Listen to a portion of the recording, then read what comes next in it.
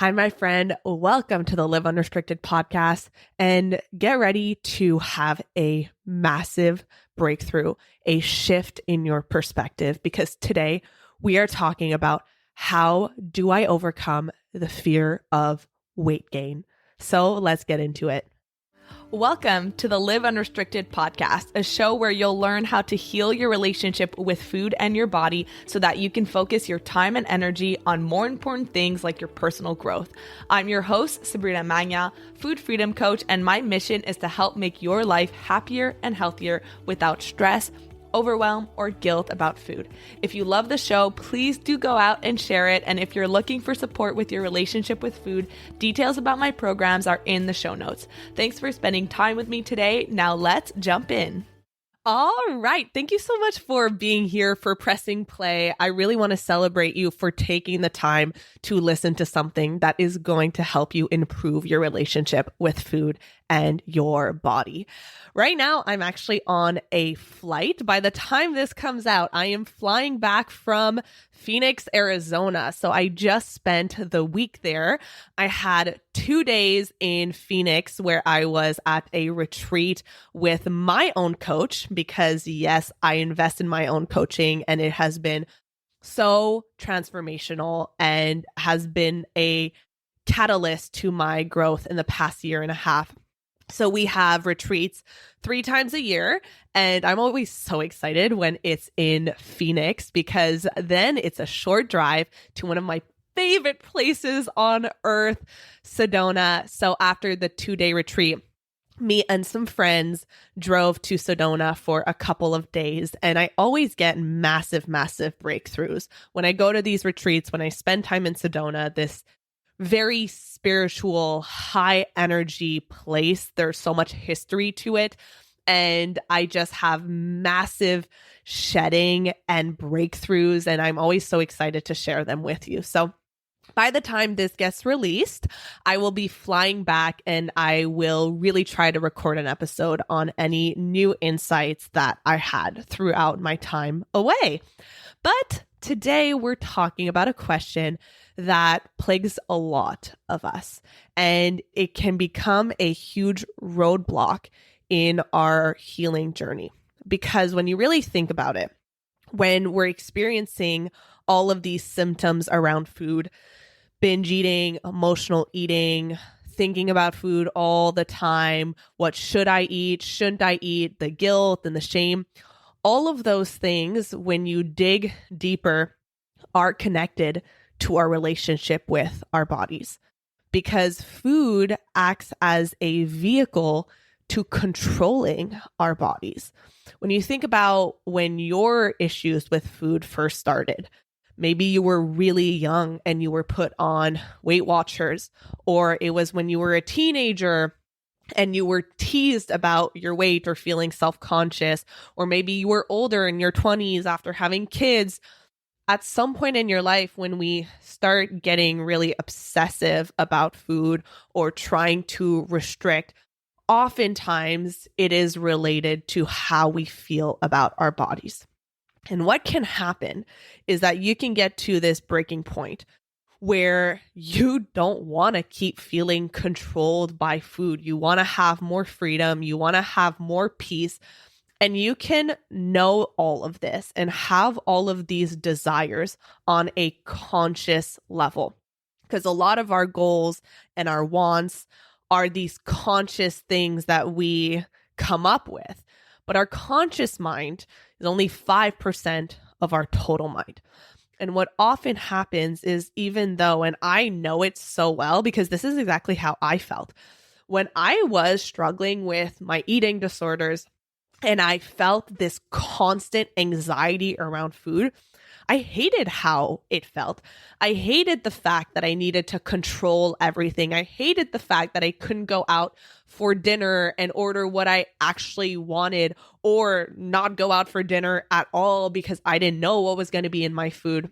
I hated the fact that I looked at my friends who could just eat and move on and not think about it for the rest of the day and not have a cookie spiral into a binge.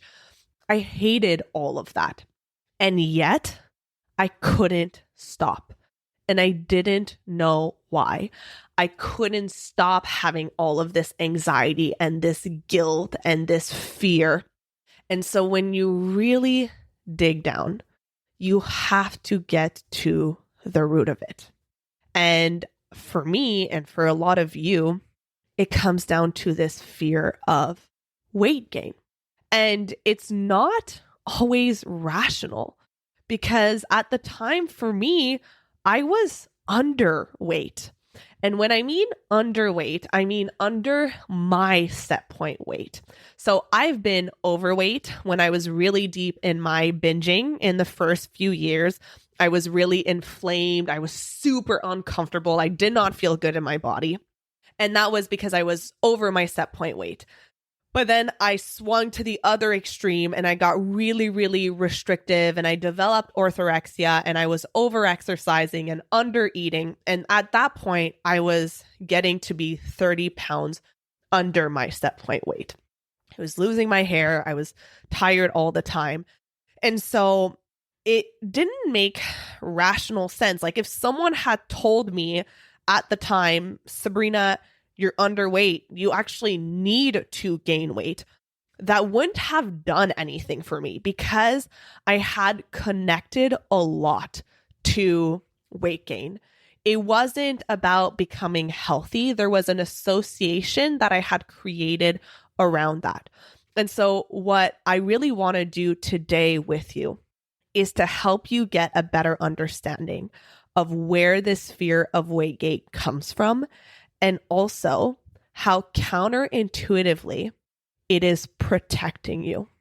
And as long as we get angry about the fact that we can't stop shaming our bodies, as long as we get angry at this fear that we have that's holding us in a life that we don't want to keep living, where our body is holding us back, where our body image is affecting us on a daily basis, the more we get angry at that part of us, the more we reject it or try to push it down or try to rationalize ourselves out of it. Like, this is another thing that I see, is that we can understand, especially with like the body positivity or body neutrality movement, there's a lot more conversations around the fact that you are worthy no matter what.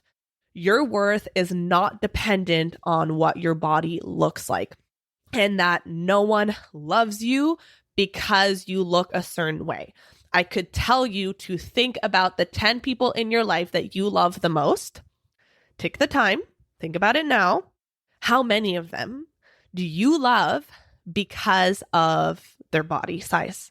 None of them, right? There's no one that you're like, I love hanging out with Judy because she has a size 10 jean. No, of course we don't feel that way. So we can all understand that, right? All of us can understand that on a logical level. But again, the problem is that this is still your conscious part of your mind. You are working with 5% of your mind, but there is 95% of your subconscious mind. Fears, protective reactions, beliefs that are creating resistance. And so that might be what you feel, where it's like an angel and devil on your shoulder, where you can try to like rationalize yourself. Maybe you write body image affirmations, or you say them out loud. I am more than my body. It doesn't matter what I look like. It is safe, whatever that might be.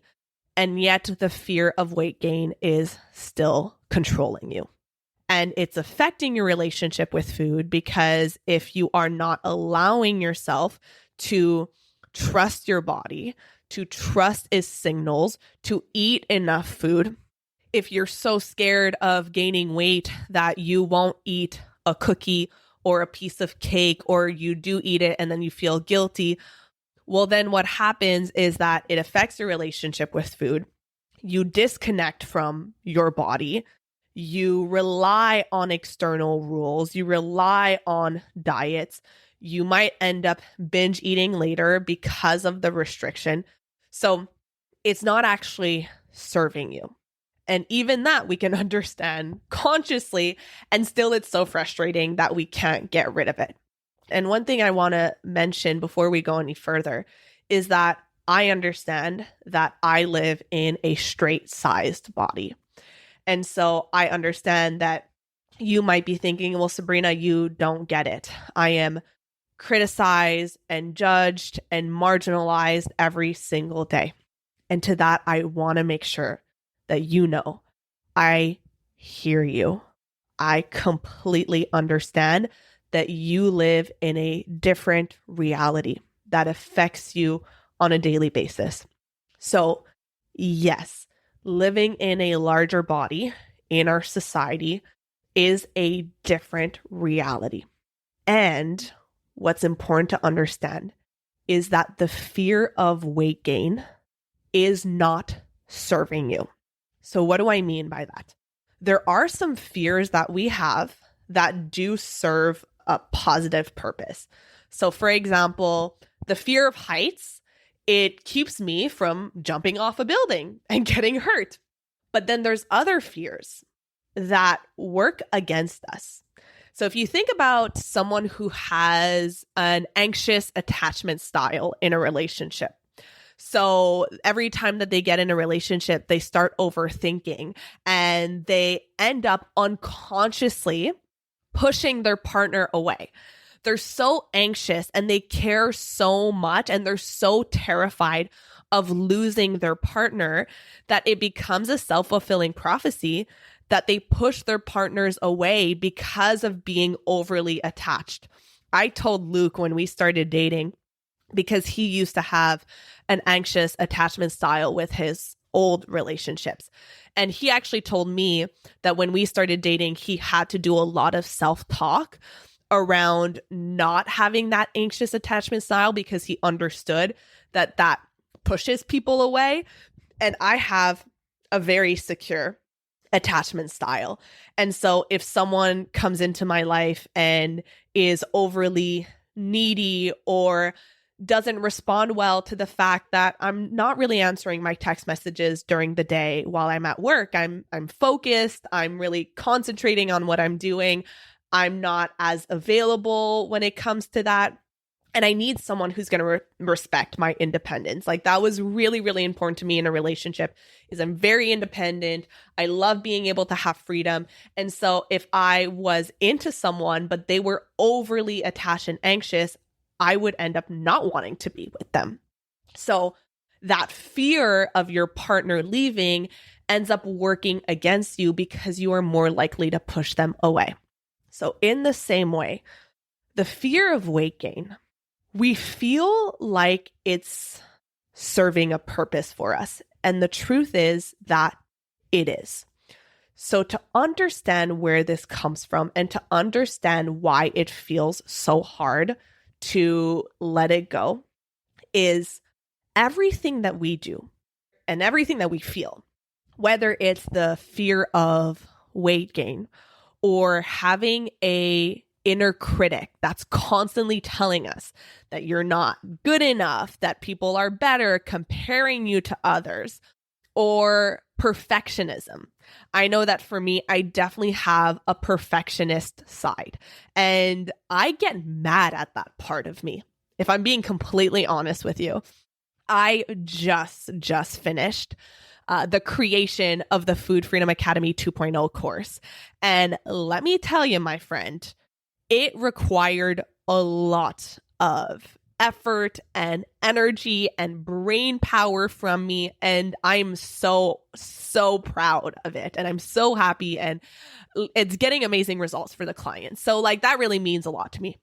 But when I was creating it, that perfectionist side of me was so loud that I would be creating trainings and worksheets, and it would take me 2, 3, 4 times as long as it needed to, because that part of me that felt like it needed to be perfect was hijacking me. Like I had no power over it.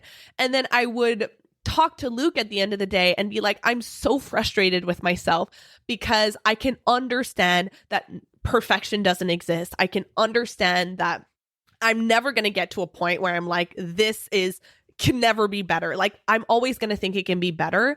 And so I'm so frustrated with that perfectionist side of me, but I can't get rid of it. And you might be able to relate to those different parts of you too.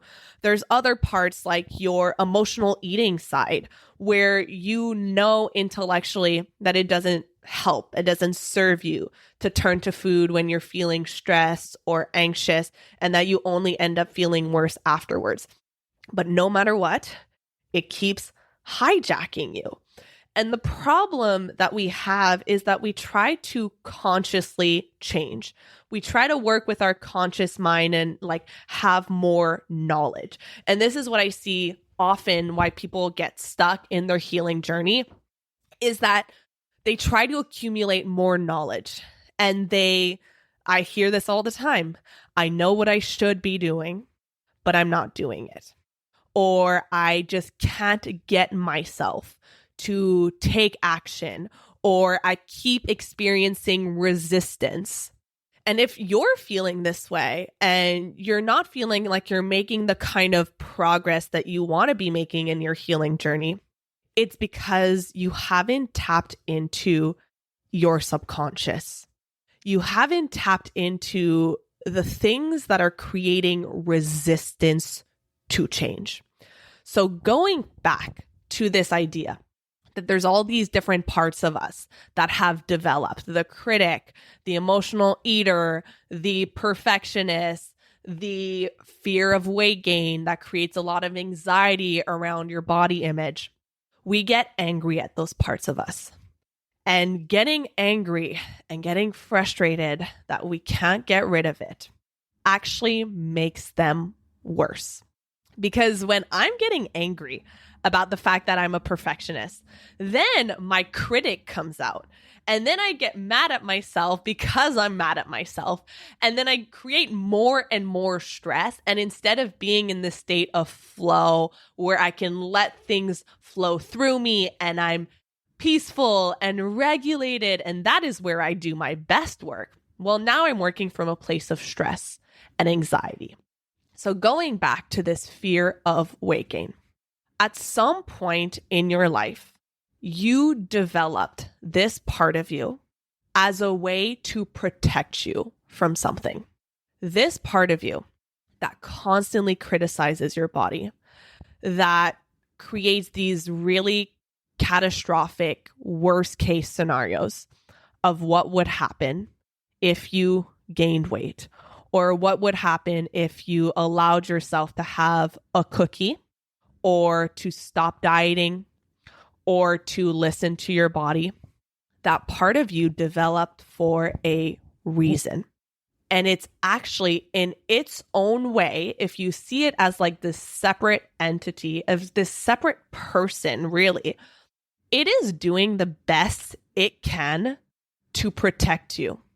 At some point in your life, maybe when you were younger, you got judged for being in a larger body. And so to have this fear of weight gain, it's protecting you from potentially feeling the same emotions of shame and criticism that you had when you were 13 years old. That part of you is just a 13-year-old girl inside you. When I think of the fear of weight gain that I used to have, it wasn't about the weight. It was the association, the meaning that I attached to it. And so when I thought about gaining weight, my mind would freak out because the story that it had created, that part of me had created, was that if I gain weight, then the people in my life will leave me. The people in my life won't love me. I grew up in not a openly fat phobic family, but I look back on it now, and the comments that my mom and my dad would make about other people, about people in larger bodies, were not kind. And I only really realized it when I started doing this work. And I heard some of the comments that my dad would make. And I had to tell him, Dad, you cannot speak about other people's bodies or just other people like that in general. That is, you're making assumptions that are not right. You are generalizing. Like, there are so many things wrong with the comments that you're making. But I didn't realize it growing up because it was just so normalized. And so I internalized that being in a bigger body might mean that my parents will reject me, that I won't be loved. And so that fear of weight gain that I was getting so mad at and felt like it was interfering with my ability to live my life, when I look at it from a different perspective, I can see that it's just this young girl who didn't want to be rejected by her family. It was this young girl who didn't know any better. And so she thought, if I create a lot of anxiety around weight gain, I'm protecting her from potentially losing the love and the respect from her parents. And the thing about those parts of us, I have like full body chills talking about this, because the thing about those parts of us is they're really young. If you think about when you started having this fear of weight gain, it might have only developed later on in your life, but the roots typically go back much further. And those parts of us, they haven't really gotten any updated information from what happened afterward. So let's say that part of me that developed this fear of weight gain developed when I was 12 years old. Well, when I was 18, 19, 20, I was a young adult. All of the things that happened between 12 and 18 or 19, more information that came up, my relationship with my parents changed, I became an adult, I had friends, it never got updated. And so what I mean by that is, let's use an example where someone may have a fear of weight gain because they think that their husband is going to leave them and not love them if they gain weight. But this is something I hear often. And there are some situations where you have a fat phobic husband, and I feel so much for you if that's the case. That's a whole different conversation. But let's say that you have a husband who has told you multiple, countless times how much he loves you and that he doesn't care what you look like. He thinks that you're sexy and attractive no matter what, because this is something I hear so often. And yet you still have this fear. It's like someone can tell you the words, but it doesn't sink into your subconscious. Well, that is a perfect example of that part of you that has this fear of weight gain. The information hasn't been updated. And so going back to this idea, now you are an adult. And if you listen to this podcast, you now know that what happens when you have this crippling fear of weight gain is you make it more likely to actually gain weight, because you will start restricting, telling yourself that you can't have certain foods. You will reduce your portions. Maybe you'll undereat, skip meals. Maybe you'll over-exercise. You'll do all of these things that work against your body. And that might work for a few weeks or a few months until eventually your body will start to fight back, or you will start to have really intense cravings. You'll feel deprived. You'll start binge eating, and it's only a matter of time before you gain the weight back. And we know from the research that dieting, especially yo-yo dieting, is one of the biggest predictors of long-term weight gain. And the thing is that we can understand that intellectually. You've probably heard the statistics that 95% of diets fail, and yet we still throw ourselves back into it, because that part of us that is so scared and fearful of weight gain hijacks us. And so we end up doing something that doesn't serve us. We end up doing something that is counterproductive, because we end up gaining more weight. And that can be so incredibly frustrating. And so one of the things that we actually want to end up doing is, instead of pushing down that part of us that is so scared of weight gain, because we want to work with our bodies. We know that eating intuitively, listening to our hunger and fullness cues, having a peaceful relationship with food is the path to stopping the overeating, the binge eating, the emotional eating. It is the path to actually desiring more nutritious foods, to moving your bodies in ways that feel good. And I can talk on this on like a really deep level because I now live that. I now see that allowing my body to do what it needed to do, to becoming an intuitive eater, healing my relationship with food and my body, has led to the healthiest version of me. Because now the choices that I make around food and around movement are coming from a place of true self-care and self-love.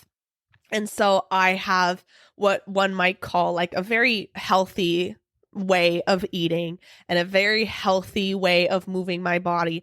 But I'm doing it because I want to, not because I am trying to change my body. And as a result, my body has stabilized at a weight that feels good and that I can maintain, and that I'm never afraid of, oh my God, am I going to lose control? No, I know that I can do this for decades because I love the way that I live. So I can speak to this on a very deep level. And so we don't want to get angry at that part of us. We actually want to start listening. I did this exercise with some of my Food Freedom Academy 2.0 clients yesterday, and I'm not going to be able to take you through all of it on this podcast, but that part of you is trying to protect you from something in the best way it knows how. That part of you needs your care. It needs your attention, but you've likely haven't really given it the attention, the love, and the care that it needs. So when you think about that part of you that has this really deep fear and anxiety around weight gain, I'm a very visual person. So I want you to imagine it being a separate entity, a separate person, and having it sit on a chair in front of you and seeing what your relationship with it is. Do you feel angry at it? Do you feel frustrated? Do you have strong hatred towards it? Do you feel sad? Do you feel disgusted? Do you feel shame? I think that if I were to do this exercise when I had this very deep anxiety around weight gain, I would feel annoyed. I would feel angry because it was getting in the way of me living my life. And in the same way that if you have a child that has needs, that is trying to get your attention, and instead of giving it care and love and soothing it and comforting it, you were to get angry at it and say, go in the corner and shut up, that child would just act out and it would become more extreme and it wouldn't go away. And so that's why that fear of weight gain is still there, is because we have been pushing it down and ignoring it and getting angry with it. And so when you can look at it and become more gentle and kind, and almost you take on this energy of the wise parent. And I know that if you're listening to this, you probably are this really incredible person, and taking on that energy of all the best parts of you and talking to that part that has the very deep anxiety and fear around weight gain, and opening a dialogue and saying, okay, I realize that I have been ignoring you, getting angry at you for a very long time. I haven't been there for you. But now I'd love to talk to you. I'd love to hear, what are you doing for me? What's your purpose? What are you afraid might happen if you let go of this fear and anxiety around weight gain? And see what comes up. You might notice answers like, I'm scared that you're going to end up alone, or I'm scared that the people you love are going to leave you, or that you're going to feel this really deep shame, anxiety, rejection. And the more you have this conversation with that part of you, you're going to realize that it's a part that's just hurt and that is doing the best that it can to protect you. But the thing is that the protection that it's doing for you is not actually helping you. And you can update that part on that information and thank it. Thank you so much. I understand that you have been doing the best that you can to try to help me and to protect me from feeling these really uncomfortable emotions. But here's the thing. I want us to work together because we have this common goal. We have this common goal to help us thrive and feel positive emotions. And what we now know is that this fear of weight gain, it's keeping us stuck. It's keeping us stuck in yo-yo dieting. It's keeping us stuck in binge eating and restricting and thinking about food all the time. And so unfortunately, it is not helping us. And so how can we work together to achieve a common goal? That is how you will start alleviating the fears and the anxieties that are controlling you on a daily basis. It's not going to be through conscious affirmations. It's not going to be through having more knowledge. Those things can help, don't get me wrong. But if you have subconscious resistance that lives in that 95% of your mind, it doesn't matter how much knowledge you learn, that protection mechanism will always win because we are designed, wired for survival. Survival over anything. Survival over thriving, survival over happiness, survival over goal setting. And that's what I see as being the biggest block between knowledge and action. There's a lot of you here who listen to this podcast, who gather a lot of knowledge, but you might feel like there is something that is getting in the way of you taking the action, of you investing the time, the effort, the energy, the money, whatever that looks like for you to create a real change in your life. And that block is subconscious resistance. And until you learn how to reprogram and get rid of that resistance, it's going to be more knowledge, and then even more frustration because you know so much. You could write a book on this stuff, and yet you can't put it into action because it feels like there's this thing getting in your way. And trust me, I get it because I am not perfect. I feel this subconscious resistance all the time because I'm ambitious. I work on these big goals. I want to help a lot of people. I want to grow. And I notice that there are protection mechanisms that are really scared of what growing and expanding might mean. And so if I don't look at that resistance and I just think goal setting and ambition and just think about the vision, and those things are important. Once again, they are important. But if I don't look at the things, the resistance that's getting in my way, you're basically trying to drive a car with one foot on the gas, but the other foot on the brake. And so ask yourself, do I know how to take my foot off the brake? Because you could be slamming the gas to the floor, but you won't move anywhere if the brake is still on. So I hope that this helped you get a lot of perspective in why this keeps feeling like it has a hold over you and how inevitably, if there's the fear of weight gain, it will keep being reflected in your relationship with food. So take the time, talk to that part of you, show it compassion, be open to listening to what it has to say. Because the more you push it down and the more you get angry with it, the more extreme and loud it will become, and it will be hijacking you. And I've started doing this with my parts that I don't necessarily love, talking to that perfectionist, talking to that critic. And it has been really transformational work to feel how easily it can now get more quiet and loosen up. So thank you so much for listening to this episode. As always, head over to Instagram. I love getting messages from all of you who send me DMs about how you listen to this every day.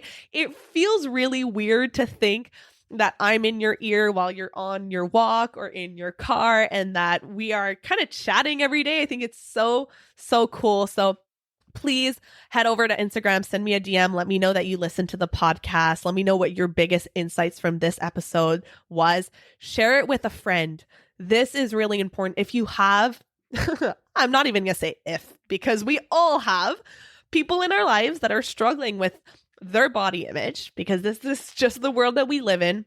So think of the people in your life who could benefit from this conversation and send them this episode.